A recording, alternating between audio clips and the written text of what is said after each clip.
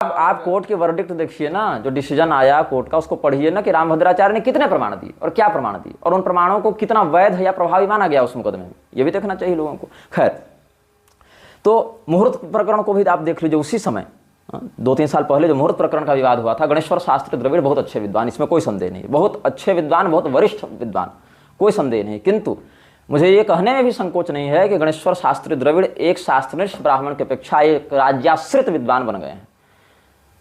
कि राजा की, और राजा तो मोदी को कह ही चुके थे कि वो राजा है, हालांकि भारत में तो राजा कोई है नहीं, सब सत्ता के कब्जेदार बदल बदल कर सीट पर बैठते रहते हैं। फिर भी उनको क्या पुरस्कार मिला, पद्म पुरस्कार उनको मिला।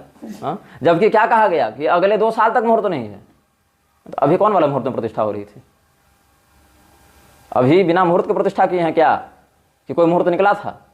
मुलुक पीठाधीश्वर 1 महीने के बाद इंदौर में जाकर राम जी की प्रतिष्ठा करवाए। कौन मुहूर्त था भाई?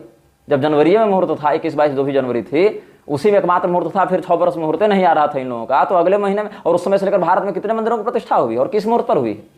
या तो फिर वो गलत है। गणेश्वर शास्त्री द्रविड़ यही सिद्ध करना चाहते हैं कि इस मुहूर्त के अलावा जितने मुहूर्तों में प्रतिष्ठा हुई वो सब गलत हुई, इस मुहूर्त को भी जोड़ते हैं। तो ये सब विशुद्ध राजनीतिक प्रपंच है। मैं तो स्पष्ट कहता हूं कि एक व्यक्ति भारत की सरकार के प्रतिनिधि बनकर जनता के टैक्स के पैसे से पलने वाली जो सैन्य शक्ति है उसका दुरुपयोग करके आया, पूरी अयोध्या पर कब्जा किया, मठाधीशों को मैनिपुलेट किया और राम जन्मभूमि के नाम पर प्रतिष्ठा का एक तमाशा करके चला गया। हिंदुओं के धर्मगुरु